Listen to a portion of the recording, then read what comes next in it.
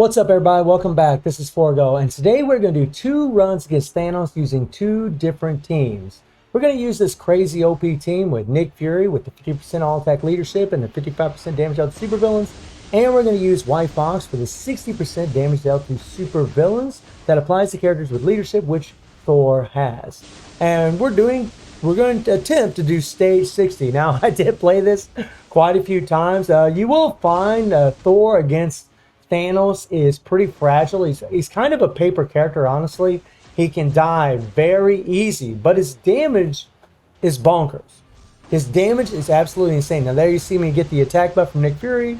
Then we do the 3-5 and the 4 and then the tier 3. And boom. Now the bad thing about this team composition versus the next one is we're not going to be using White Fox in the leadership. You know, we're using Nick Fury in the leadership. So we're getting the 70% all defense down from Thor's tier 3, but it's not getting bumped up from White Fox's 40% all debuff effect leadership, which makes a massive difference. Now I did change the strikers in the next run, but that really honestly don't make a difference at all. As you guys will see, you really could do the same thing without the same. You could use the same strikers, what I'm using right here for the next run, and pretty much have the same outcome. But the cool thing about this is Nick Fury is a paywall. Yes, you can get him from the story mode, but it takes forever. But White Fox, you can just buy with crystals in the game, and the next team is going to have Philo Bell, which does take a long time, but she is an ally shifter. You can farm for her from the epic quest. So both of these teams, unfortunately, got characters that might take a long time to grind, but still pretty insane. You know, I just got damage dealt to supervillain strikers. That's really all you need for this. Or strikers that offer extra energy attack. And we're just waiting. We're going to hear attack buff. Okay. So we're just going to poke around a little bit. And the funny thing is, you know, when I was doing this, it's been a long time since I actually sat down and fought Thanos. I actually forgot how difficult old Thanos can actually be. He's quite the annoying little bastard. Now, something you got to be careful of is when Thanos is shooting out his little beam, he'll do a jump and then he'll shoot his beam out. You got to be real careful with Thor because he only has 3 seconds of invincibility. And he does go into an iframe in the 4, but he ends out of an iframe. So you have to be very, very careful. You really have to, when you're playing with Thor, you might find that you might need to switch your characters more often than what you really like to. Sometimes, not always. It really depends on what Thanos is doing. I mean, he's such a pain in the freaking rear.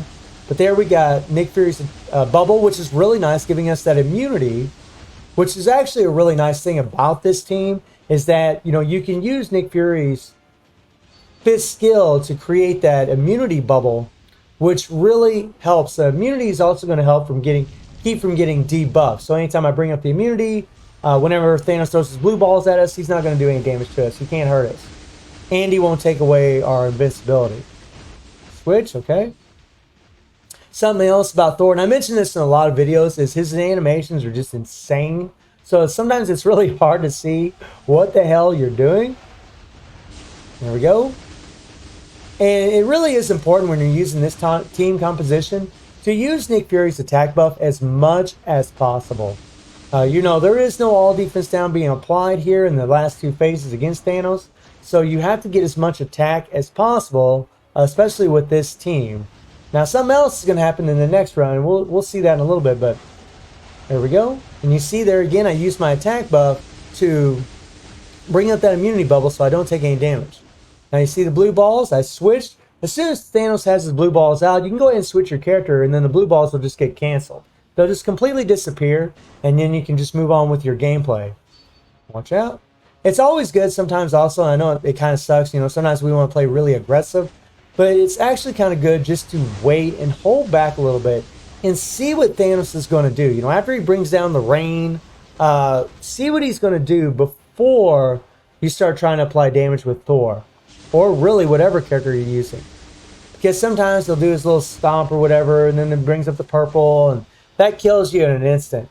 And again, Thor is pretty much a paper character. I mean, he's like the god of paper. Not damage-wise. Damage, he's a god.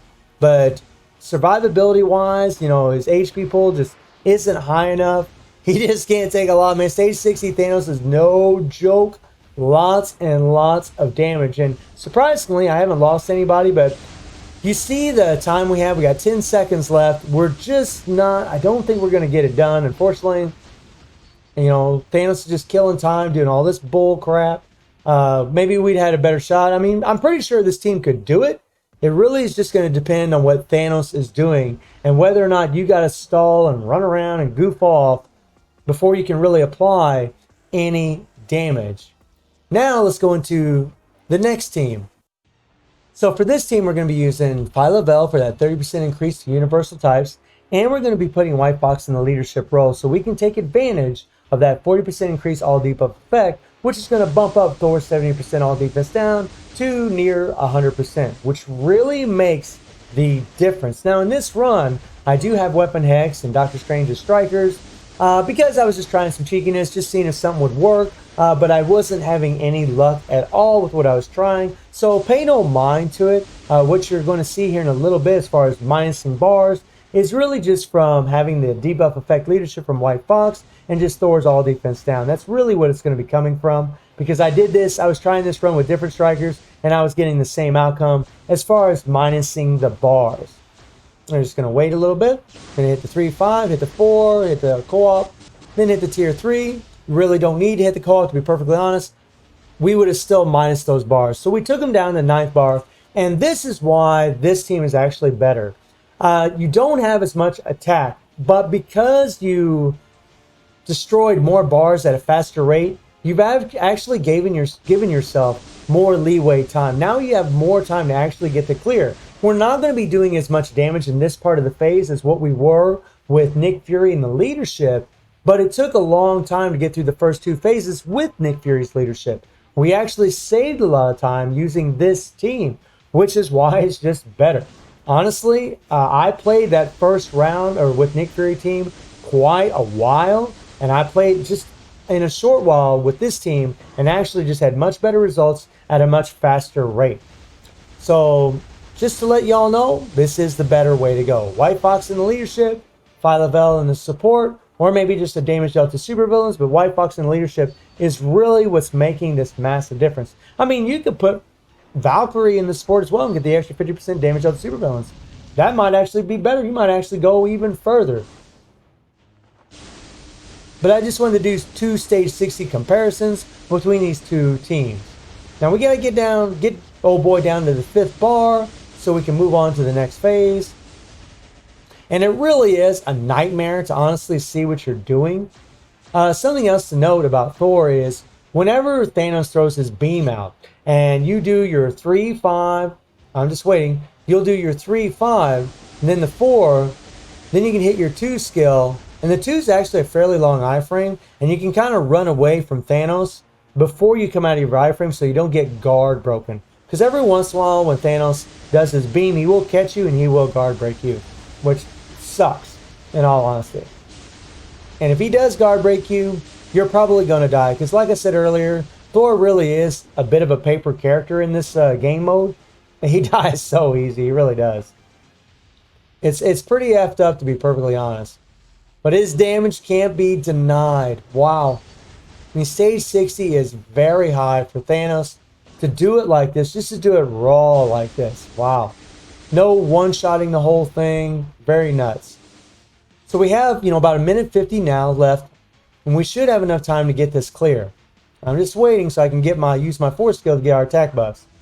Okay, there we go, and I just hit the 5th skill. That way we wouldn't take any damage if we just used the 3rd skill first. Okay, watch out. Watch out. There we go. And then we had enough time to hit the 3rd skill first. Whenever you're playing Thor, you really got to judge if you should hit the 3rd skill first or the 5th skill first, or just stick to a set rotation where you're hitting the 5th skill first and then the 3rd skill and then going into the 4. That might be your safer bet. I switched it up depending on what Thanos is doing, to be perfectly honest. If he's getting ready to jump at me, I hit the 3rd skill first and then I hit the 5th skill, then I hit the 4. If Thanos is going to do that beam real quick, I just go ahead and use the 5th skill, then the 3rd skill, then the 4. I just kind of change it up really depending on what Thanos is doing. So we got under a minute left. Come on, come on, come on. We can do this. We can do it. Thor, you can do it, my man. You can do it. Come on. How about thee? We must smiteth Thanos. I'm just waiting for that 4.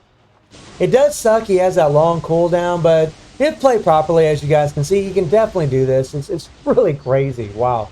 Okay, I had to switch my character there. And you saw all the animations. It's like you don't even know what the hell's going on. Plus, you get all the animations from the strikers. Wolf, it's so rough.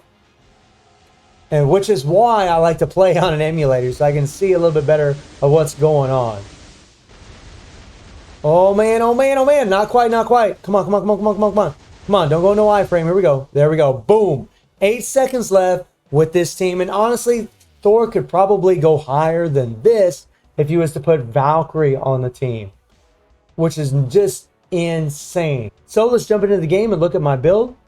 So as far as Thor, it's the exact same build that we had in the last video. 36,000 energy attack. He has max attack speed, 59 crit rate. This is going to get maxed out from the 4th skill. 178 critical damage, max ignore defense. And keep in mind, if this was maxed out, he would do even more damage. If this dodge was at 75%, he would do a little bit more damage. He has max skill cooldown. He has all 5-star Urus, and I could really change up this a little bit, which I'm probably going to do.